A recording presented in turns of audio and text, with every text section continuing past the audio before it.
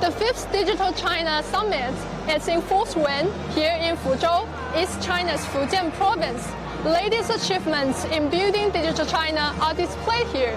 How can these achievements improve our life and benefit the economy? Let's check it out. The summit focuses on innovation-driven new changes and digitalization-led new landscapes in pursuing the Digital China Initiative.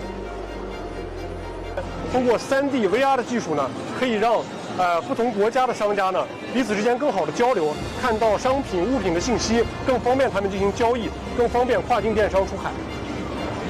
龙腾云创运用物联网、大数据等新一代信息技术，赋能传统大宗商品供应链服务行业，为仓储、加工、物流、招标、保险等供应链服务插上智慧的翅膀。